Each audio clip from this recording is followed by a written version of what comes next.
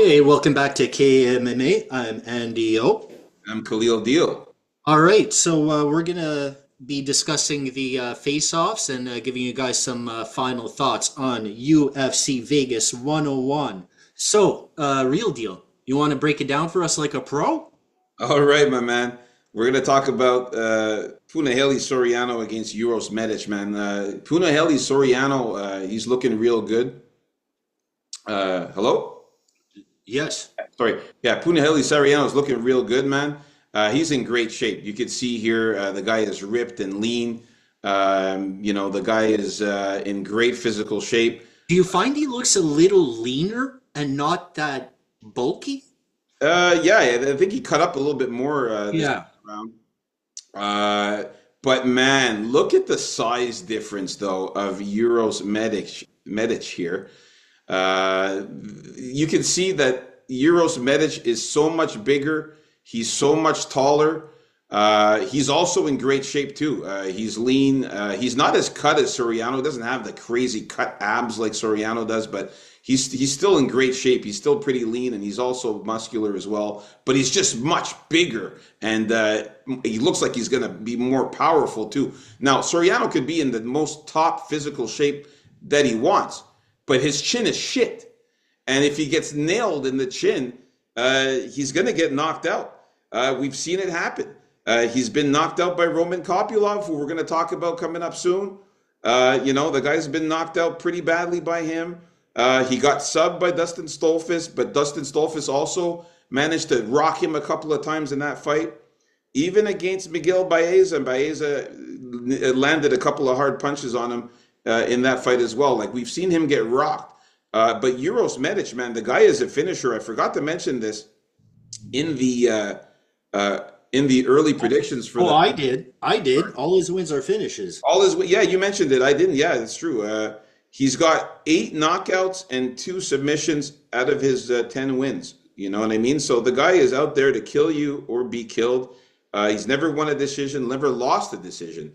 So I'm really confident in Euros Medic here, going out there and doing what he does. If the fight goes to the ground, he's okay. I know that Soriano is going to try to wrestle with him and get him down, but Not maybe not even, man. Sorry, you can't even trust him to wrestle can't completely. trust Soriano exactly. Sometimes he'll stay on the feet and try to scrap it out. But if he does go with a wrestling game plan and try to take down Euros Medic could lock up a submission down there. He knows how to do. He's got some jujitsu skills, man.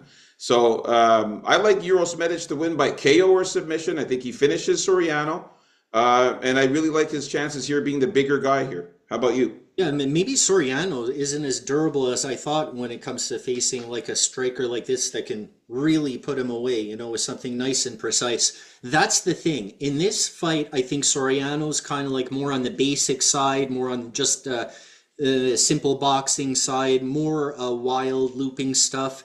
And Medic is just really, he's more finesse in there, man. His shots are precise. He knows what to do on the way of getting you out of there, and that's always on his mind, considering, all his wins are by finish. And I see the same thing, man. I see him really lining up some nice shots, taking him time, and then getting in that kill shot. He's also gotten better at takedown defense, so I think any takedowns Soriano's gonna try are gonna be fended off. Give me the doctor by knockout. All right, we're in agreement with this one here to start off the main card. All right, moving on up to the next fight. We got Christian Rodriguez against my man Austin Bashi. Who you got here, bro? I gotta still stick with C-Rod here. I Come know on, he's man. I know he's had trouble at the higher weight, but I think he's gonna put it together here. Look, I know Bashi's good, but it is his UFC debut. I think Christian Rodriguez is gonna have something to prove here. As far as I'm concerned, man, he has to win this fight. Also, it's kind of like a do or die for him because. It's also going to be his fault because he couldn't make weight at the lower weight class, and that's why he's forced to fight at this weight class. But something in me tells me he's going to get it done. By no means does this loss make it a career ender for Bashi here. Oh. But no, man, I'm going with C-Rod here, the dog. Woo! All right. So in this one here, we can see C-Rod looks good, man. The guy's lean. He's pretty cut. He's not as muscular though, but he is pretty cut. He's very lean. He looks good. But man, Austin Bashi, the guy's in phenomenal physical shape, man. This guy is big. He's very muscular. He's huge compared to Rodriguez. This shot here, you can see his back is so large. If you saw the face, the in front, you can see how he's ripped. He's got a bigger chest than Rodriguez, way more muscular and thicker than Rodriguez. And man, this is not looking good for Rodriguez. Now, if Rodriguez pulls this off and he gets the fifth win, where he actually stops a new beginner coming into the UFC, I'm going to say that this guy's amazing. That should be a trend for you to remember, and that's why he's going to win this fight. This guy is, I said it in the early predictions, that he's a debut killer. The guy, he gets rid of all the debuts, all the UFC debut fighters. It actually wasn't Rosas's debut, I don't think. Was it? Yeah, it was. It was. Yeah, if we look back at it, yeah, it was his debut against Rodriguez. He beat him. Okay, so maybe I was just thinking about Rosas's Contender Series fight then. Yeah, because there was 4 fights. Joshua Weems, he put away. Raul Rosas, he put away. Cameron. I know, but I thought that wasn't Rosas's first fight. That's why I thought that fight was just like a hype smotherer, you know? Oh no, it was. He was supposed to. I think he was supposed to fight, but it didn't happen, and then that was his first fight. Okay. But anyways, nonetheless, if he pulls this off, I'm going to say that he is a badass. But I don't think he's doing it against Bashi. Bashi is really special, man. His grappling is at another level. The guy's takedowns and the wrestling and grappling is at another level, man. He is a finisher. He knows his way around submissions. Black belt in jiu-jitsu. He's got a lot of submission wins. He's got knockout power. He's just been destroying people in the lower level events of the Legends events, and he was just killing people down there. So I think he's going to come up here, and I think he's going to put away Rodriguez. I got him winning by submission or KO. So I got him winning by finish here. Just too big for Rodriguez. All right, yeah, so that's my only concern. Yeah, that's it. Like just the size difference is like you can see he's just so much bigger. I think he's just going to be way stronger. All right, so we're in disagreement with this one. Let's move on up to the next fight. We got Chris Curtis against Kopylov here, man. What's your thoughts on this one, Andio? Yeah, right. Chris Curtis is on the left, Kopylov on the right. Yeah. I gotta go with Chris Curtis here. No, sorry, I gotta go with Kopylov. Okay. Yeah, man. The more I was analyzing this fight, I'm gonna have to give it to Kopylov. His striking is just more varied. Chris Curtis still gets hit too much more in his fights early on, and I think I know what it is, actually. Chris Curtis takes a lot of pride in his ability to roll with his shots, if you notice, you know? Like a boxer does, like as close as possible, but managing to roll with those shots. And I think that's going to be a little harder for Curtis to do against a guy that's going to give him some interesting combinations to work with that have kicks involved. I think Kopylov's kicks are going to make a big difference in this fight. I don't think this fight is really going to go to the ground. And I don't think Chris Curtis is going to kick as much as he should. So, yeah, give me the guy that has more of an upside, I think, here in Roman Kopylov. He looks like he's really getting his shit together. And Chris Curtis also coming off a pretty serious leg injury there, don't forget. Yeah, that's a good point there. Hey, man, when I saw this face-off here, man, I was looking at topology and I was saying, wait a second here. 5'10" for Chris Curtis, 6 foot for Kopylov? Are you fucking kidding me? There is not a 2-inch height difference here. This is a fucking 5-inch height difference, man. This is insane. Look how much taller Kopylov is than Chris Curtis. I was like, this is God. Yeah, like they're saying topology saying he's 2 inches taller. Are you nuts? I forget what topology says, man. Topology says 6 foot for Kopylov, 5'10" for Curtis. That's absolutely wrong. Kopylov looks like he's 5 inches taller than Curtis. Curtis looks like a little midget next to him, man. This is crazy. When I saw this, I was like, yes, I'm even more happier now to see the size difference here between these two. Now, Chris Curtis looks good. Of course, he's always ripped. He's always in great shape. He's muscular. He's good. Kopylov too. He's ripped. He's in great shape as well. Curtis is maybe a little bit thicker than Kopylov. But man, the height difference is insane here. Like, it is not 2 inches. It is at least 4 to 5 inches taller for Kopylov. And I'm going to say that Chris Curtis is going to have a difficult time landing punches to the face of Kopylov. He has to punch upwards to try to reach the face of Kopylov, whereas Kopylov has to punch downwards, which is going to be so much easier for him to land lots of explosive punches and hard punches to Chris Curtis's face. And the kicks, of course, with that height advantage, when you're that tall and you're kicking, your legs are also going to reach farther. I think he's going to be able to land some serious kicks, like you mentioned, from a distance, and maybe even get a couple of high kicks to the liver, to the stomach area. I really think he's going to fuck him up, man. I got Kopylov winning by KO or decision in this one. I think he knocks out Chris Curtis with this height advantage. I think the punches are going to land easily on him in the chin. All right. So we are in agreement with this fight. Let's move on to the next one, man. I can't believe the height difference. Wow. All right. That was weird, man. I don't know. Yeah, like, what a difference there. Okay, so we got Cesar Almeida here against Abdul Razak Al Hassan. I like saying it like that for some reason.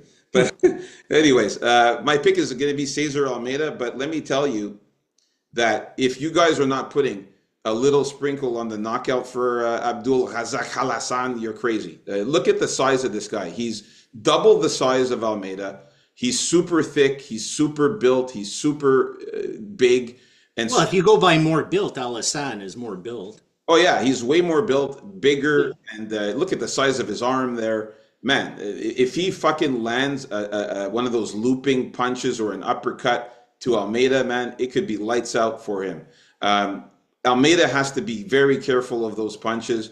I'm still picking Almeida to win by KO or decision here, but I'm just saying you gotta put a little sprinkle on Al Hassan by knockout, because it's the knockout's live. He just has to land one punch and it's over.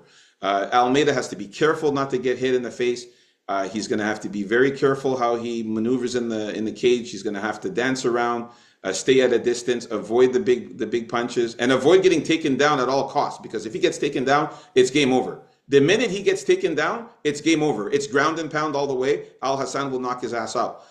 He's going to have to stay on the feet and do what he does best, which is do that Thai boxing, kickboxing, punch, kick, keep Al Hassan away, and just piece him up on the feet. So I got Almeida winning by KO or decision here. Even if he gets him down, I think Almeida can get up. Almeida can get up. Let's not forget. He does get taken down. It even surprised me because I was betting against him before, the fact that he can get up pretty well, for a kickboxer like him. It's reasonable to put a sprinkle, I suppose, on Al Hassan to get that knockout, but I really don't think it's going to be that much of a difficult fight for Almeida if he just plays within the game plan. Al Hassan doesn't really use I think it's his judo background, and he's a lot older now, and I don't think he's going to all of a sudden really start using his judo in this fight, although he should. But judo's really difficult to use effectively in MMA. So I think Almeida's going to pick him apart until he gets tired, and then probably put him away late in the fight with a knockout. That's what I say for Almeida. All right, so we are in agreement with Cesar Almeida to get the win here. This should be a banger of a fight. I can't wait to see this one. All right, let's move on up to the next one here. We got Santiago Ponzinibbio against Carlston Harris. Yeah, I still got to stick with Ponzinibbio here. Battle of the old timers here. I just have more faith in Ponzinibbio to have his usual good all-around solid game and dog toughness. Whereas Carlton Harris, he does have his skills, but he's really unorthodox, and he's not really precise on his feet at all. And he just kind of makes something happen out of nowhere. He is dangerous on the ground, though, and I think he's going to try to get Ponzinibbio down, try to get Ponzinibbio tireder than he gets before he gets tired. But I think Ponzinibbio is going to be able to defend those takedowns and win a decision here. Yeah, Ponzinibbio is much bigger than Carlston Harris. Now, Carlston Harris is wrapping himself all over with the Mozambique flag. And the reason for this is because Carlston Harris knows that he's not built. He knows that he's not in the greatest of shape. So he's hiding his body with that. Not Mozambique, the Guyana flag. My bad. So he's covering himself with the Guyana flag there, and trying to cover the fact that he's in not as in great shape. The guy is very lean.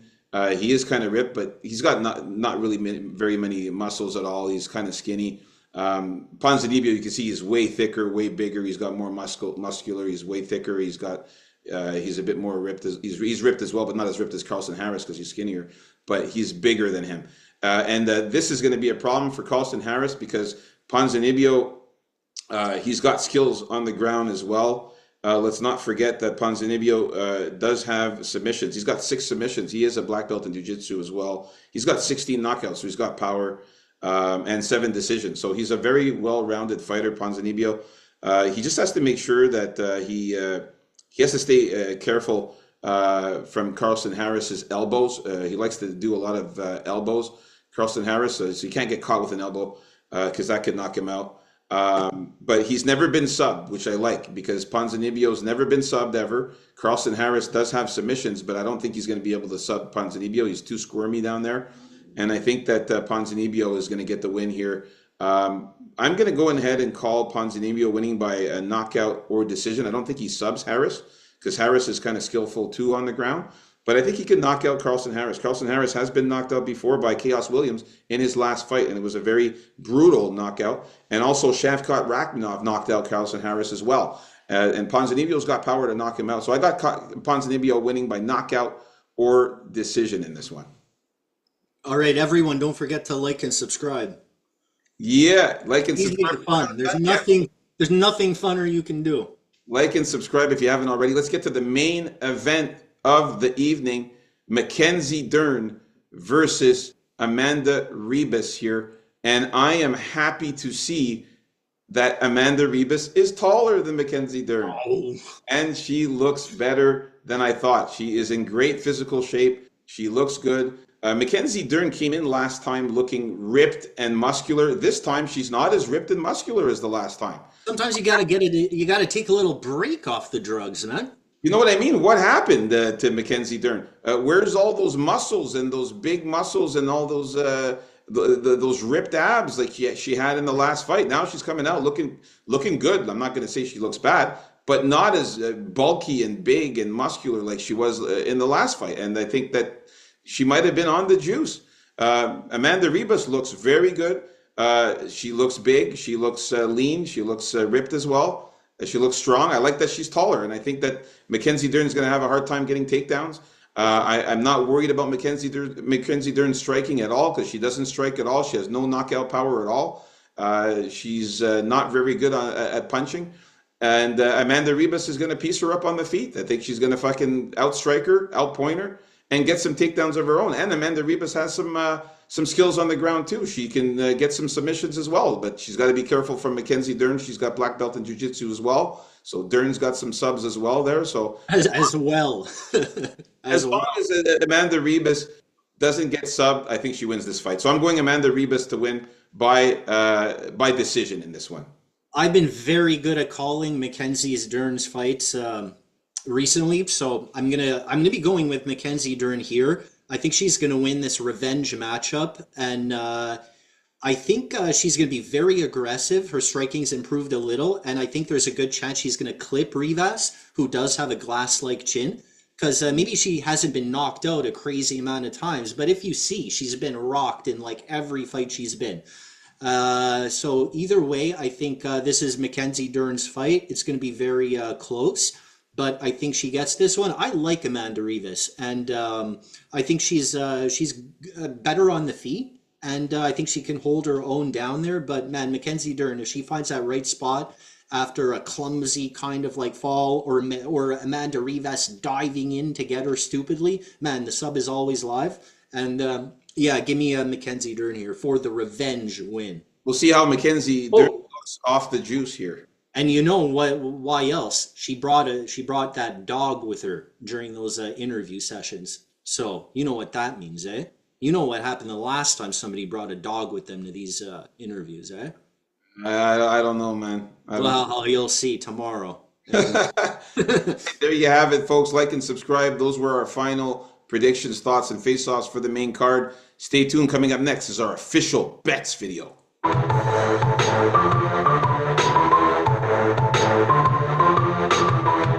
Peace out, folks.